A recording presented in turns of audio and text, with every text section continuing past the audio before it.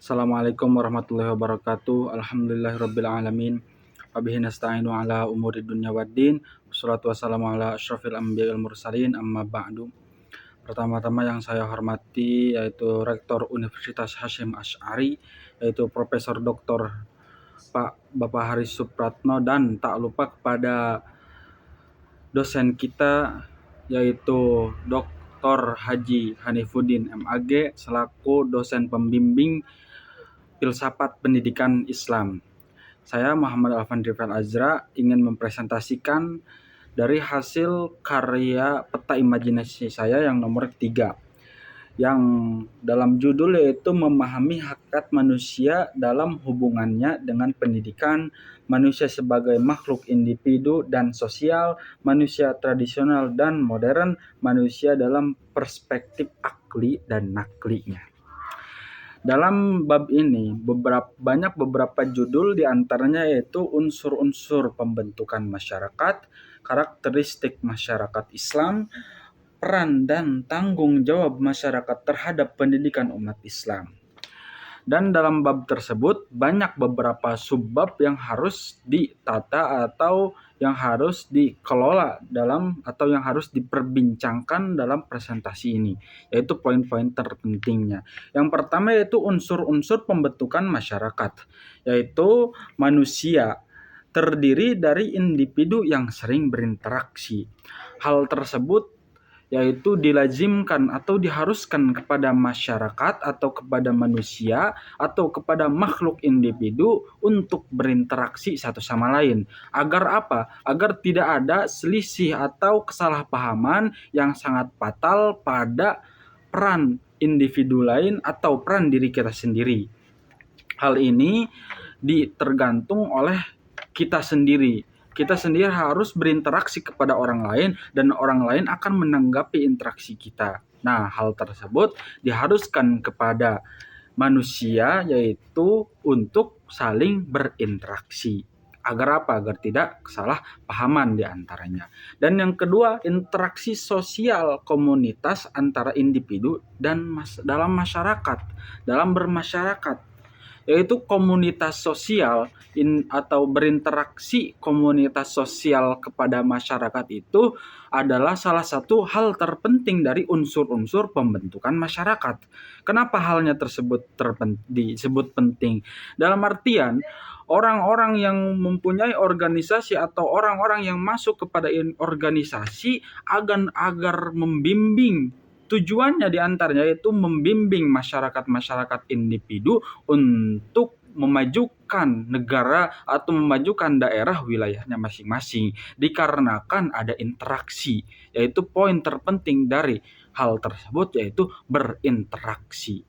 Dalam hal dua ini sama, poin terpentingnya itu harus saling berinteraksi satu sama lain, baik dalam individu kepada individu atau kelompok kepada kelompok, baik kelompok kepada individu atau individu kepada kelompok. Dan poin yang ketiga yaitu normal dan nilai sosial, pengetahuan perilaku dalam masyarakat seperti adat, hukum, etika, dan lain-lain. Nah, ini poin-poin di antara yang poin terpenting, yaitu harus kita diantaranya tadi berinteraksi dan juga harus didampingi oleh hukum etika atau adat-adat tersebut. Adat di kampung ini bagaimana? Kita berinteraksinya harus bagaimana? Dan di sini yaitu hukumnya bagaimana? Apabila kita berinteraksi dengan ini, kita hukumnya ada hukuman atau tidak? Nah gitu. Dan etika ini sangat penting untuk berinteraksi kepada individu lain atau kepada kelompok, agar tidak ada keselisihan atau agar tidak ada hal-hal konflik dari sesuatu individu atau dari kelompok tersebut. Dan yang selanjutnya, bab yang kedua yaitu karakteristik masyarakat Islam. Karakteristik masyarakat Islam yang pertama berlandasan tauhid, yaitu masyarakat Islam dibangun atas keyakinan kepada satu Tuhan, yaitu Allah. Nah, kita harus patut ketahui, kita sebagai umat Islam yaitu harus mengimankan hal yang terpenting, yaitu mempunyai Tuhan yang Maha Esa, yaitu Tuhan yang Maha Tunggal, yaitu ya satu, hanya Allah Subhanahu wa taala. Apabila ada dua, itu harus diperbincangkan dan tidak bisa disebut agama Islam. Dan yang kedua yaitu keadilan sosial. Keadilan sosial merupakan prinsip penting dalam agama Islam. Masyarakat Islam khususnya dituntut untuk menerapkan keadilan baik dalam urusan ekonomi dan lain-lain. Nah, di sini umat Islam itu tidak hanya sosial kepada umat Islam sesama, melainkan kepada umat-umat yang non-Islam seperti Hindu, seperti Kristen. Kita harus patut bersosialisasi dengan mereka. Agar kenapa? Agar tidak ada konflik yang mana mengacu kepada agama. Nah, gitu. Yang disebut toleransi tersebut. Nah, dan yang selanjutnya itu kesetaraan dalam persaudaraan. Maksudnya masyarakat Islam menerapkan kesejahteraan seperti prinsip ukhuwah Islamiyah, ukhuwah watoniyah, dan ukhuwah basyariyah.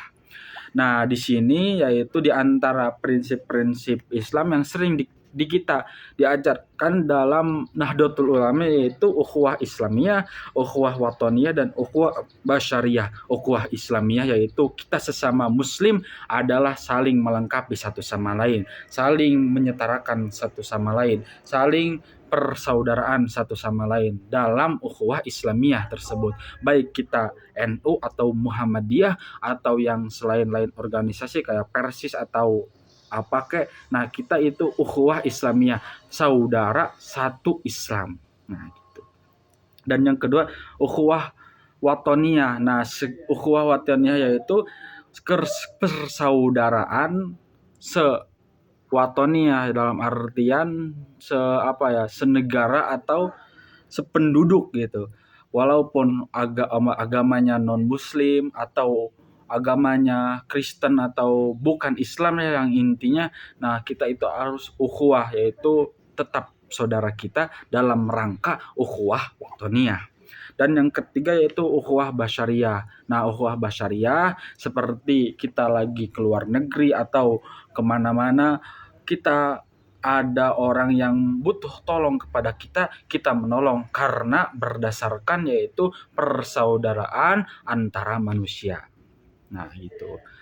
Dan yang poin terakhir yaitu dalam bab yaitu peran dan tanggung jawab masyarakat terhadap pendidikan umat Islam.